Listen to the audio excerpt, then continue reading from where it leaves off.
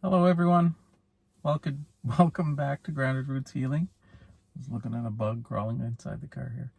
My name's Jason and I'm a spiritual teacher. And I think likely a medicine man. It's some kind of magi or shaman. I just haven't remembered how to do it yet. So why am I saying that? I've been getting memories of past lives, I'm assuming is what they are. And messages, downloads about forgotten knowledge. Let's describe it as. Knowledge that other civilizations and other generations of our people knew how to do. Now, I have no concrete details on how this is going to work, but my body is going through some significant changes, and I feel like my sensitivity's increased dramatically. It's very difficult to be around people right now. For example, my heart's racing for no apparent reason right at the moment. No idea why. But it might be something to do with the cemetery that I'm sitting next to. I don't know. Yeah, this is just going to be a general chatting what I'm going through video, I think. So today, well, actually over the last few days, my energy has been weird, and I find myself finding it extremely difficult to stay focused, as you can see, and to not feel other people's energies. And I think what's happened is my aura's expanded and my sensitivity to other people's energies has increased dramatically. So where we currently live, it's close to a major road. We're surrounded by people who don't particularly like us, in a town that doesn't really feel like we fit in there, and we've been told as much. And it's an older home with a lot of problems, and it's small, and there's a lot of us crammed in there, and there's just always an issue, We had a basement flood this year, we had electrical issues, we had all kinds of these phantom issues that seem to just pop up. And why am I bringing that up? Well, I believe we bought that house. Well, I know we bought that house so that we would wake up. So at least that I would wake up, which would trigger Amanda's awakening, etc. And in order to do that, there had to be some pressure put on me. And boy, did it put some pressure on me. So it's as if we're surrounded by and under attack from low vibrational energy at all times. And as much as we try to protect ourselves in all the ways I've described in my other videos, it's quite difficult. And I've noticed that I'm pretty positive that is why I don't sleep well. So it's as if our energy bubble is constantly being invaded by low vibrational people on every angle, from every direction. And from the house itself just doesn't have a particularly good energy. No matter how hard we try, it's pretty difficult to get that up. So, I've been told through downloads that this is going to be relieved. And I believe in order to get to higher levels, we need to get out of there. Now, I'm living off my retirement funds for now, which has been going quite well, actually. But there's not enough. Without a full-time job, we're not going to qualify for a mortgage. So in order to get out of that place, I need to go back to work. And I'm not ready because my healing isn't where I'd like it to be. It's getting better, definitely. But there's a lot of weird things going on. Like I need to breathe. I'm like taking these shallow breaths and I don't understand it. Yeah.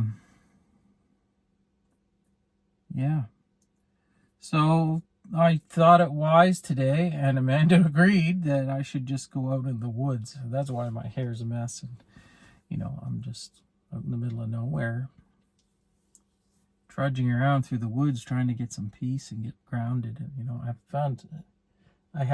it's been wonderful, and it reminds me that I need to do this more often. I think everybody really, really does have to do that. It doesn't cost anything. So I went to sort of a sacred site today. It's a little mountain in the middle of town, and there happens to be, well, an old nunnery as well as an old hospital and a church that's since gone. And I can't remember the name of the thing. My brain is so fried right now, but there's a place where the people go to pass away when they're getting close to leaving, whatever that's called, and a hospital there, still a newer one. But in behind there, it's still owned by the church and the nuns, the whole piece of property, and it goes up to a mountain, which is not really a mountain. It's more of a forested hill, but in our neck of the woods, there's no mountains like that. So think Scotland, more likely, with trees. So I went up there, and it did me wonders, and I stumbled upon an old horseshoe, which is strange, and two crow feathers, which is my spirit bird. So I think I'm doing the right thing. And then I went for another drive before I go pick up my daughter. And I ended up at this, I knew this was here, but I didn't realize how old it was. There's a very old cemetery that's no longer in use. It's called the Hirely Cemetery, and it was established in 1784 from the first settlers in this town in Nova Scotia. So it's kind of cool, but the energy, I can feel the energy. So I went through the nun grounds where they buried most of the sisters, and if not all the sisters, and man alive, it's like ready to blow me apart. I don't think my body can handle all this energy right now. It must be in some sort of transitional phase, and things can get pretty slow on this lesson, but the way things are right now, it's an actual snail's pace. I have had no communication from anybody, no emails, no growth on my channel, no nothing in a week, which is insane. And that got me thinking about why would that be the case. So then I started thinking about time and how the timelines work. So the best way to think about this, or one of the best ways that I've heard that's easily understood, is that this multiverse is equivalent to a stack of vinyl records.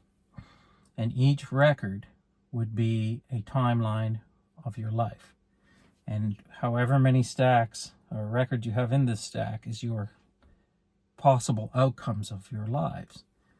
And in order to jump timelines, say, to a higher timeline or a better outcome is another way to describe that timeline, or the highest record, you jump from one to the next.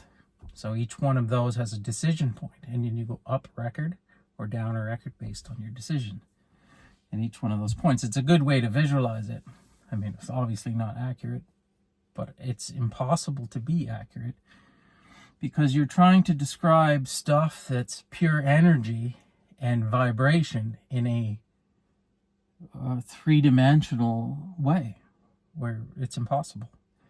So you have to use allegories like that. And I think that is the one that is the best way to think about it. So what I think is going on now is I've jumped timelines. Now there's sort of a rendering period. When you jump a timeline, you go from one record to the next. At that choice point, the universe has to write the code to get you from here to there. So how is this going to work? Okay, you went to this higher timeline. If you jump several timelines, say you jump 3, 4, 5 records up, you make a really good choice, and you don't let any of the fear get in the way, and you jump a lot to a much better outcome. It's going to take some time to write that in. And I think that's what this is. And then your body has to adjust as well, because at each one of these different timelines, if it's a higher timeline, it implies that the general frequency of that environment that your body is sitting in is higher. And you just went from low to high. So your body has to go through the adjustment period. And it literally takes some time. It has to make sense. All of these records are intertwined with everybody else's record. So the universe has to decipher a way for that to make sense. Like, this is the best way to describe it. So I think that's where I'm at. And I like to envision it as a bridge. So I'm bridging between 2 timelines, and I think I've gone up quite high. And I feel that's why everything is just at an absolute standstill. It's like filler. You keep seeing the same cars over and over, and everything, same license plates, and it's like you're on that bridge. So nothing substantial can actually happen until you let your body heal, let your mind adjust, and let the universe write the code for this new adventure you're going to go on. So I'm avoiding our low vibrational bubble or trying to protect myself from it while my body adjusts and my mind adjusts. And Amanda's doing very well. Amanda, she's way past where I am currently. She jumped ahead of me, which is wonderful to see. And it's helpful for me because I'm struggling to keep myself grounded. Now, I'm not actually struggling because I have those moments of clarity where I know everything's going to be fine. I have so much confidence in the system now and my understanding of it that I have no more worries, but I do still have stuff to release. So that implies another thing, that as your body has to adjust to these new high vibrational energies in this higher record, the stuff that you have left over undealt with down here has to be dealt with. You can't take it with you on the other side of this bridge.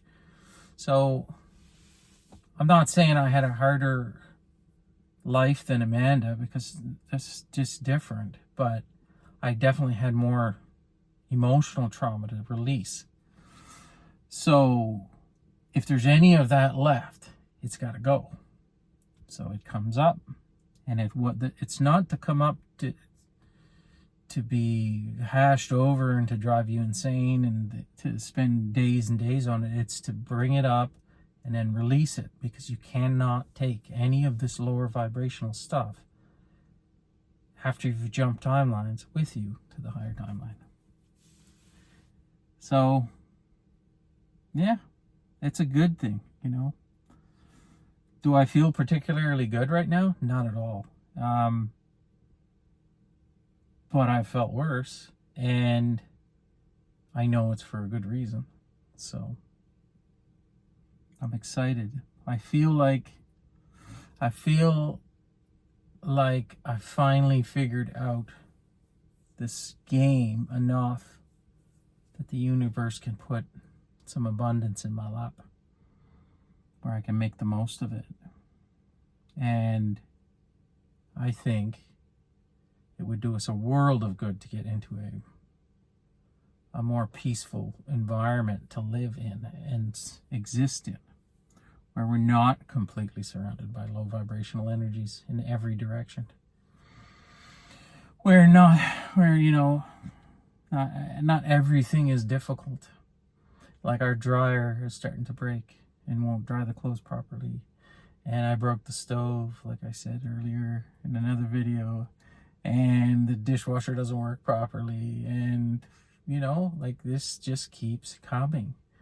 And you know, it depending on, like I said in yesterday's video, depending on which level you look at it, you can envision this as the other team attacking you with low vibrational energy, or if you go high enough, it's the universe testing you once again to see how committed you are to this new timeline that you're about to jump to. So that's what I think is happening.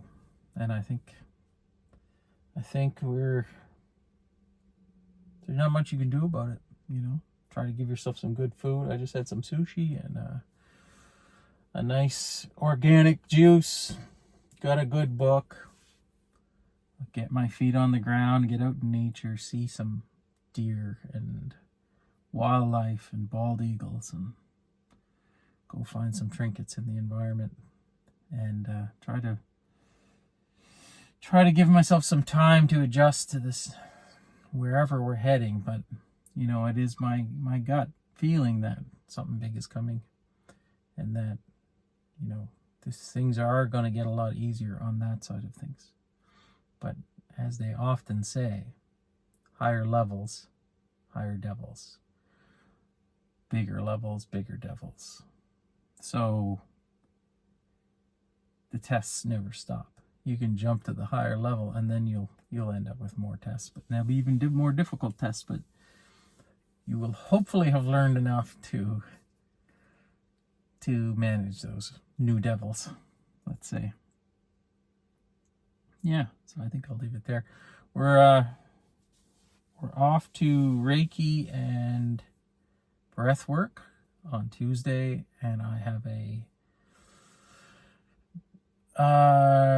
Zoom meeting with a Nordic shaman as well on Tuesday, which I'm excited about. And we've got something else planned on the weekend, and then we're going to do a tour of the countryside here, because the fall colors in this place are otherworldly. This is exactly this time of year, so we're going to go take advantage of that probably late this week. So I'll have some videos for you on the breathwork and the Nordic shaman meeting, and hopefully some fall colors as well. So, and I think that's where I'll leave it.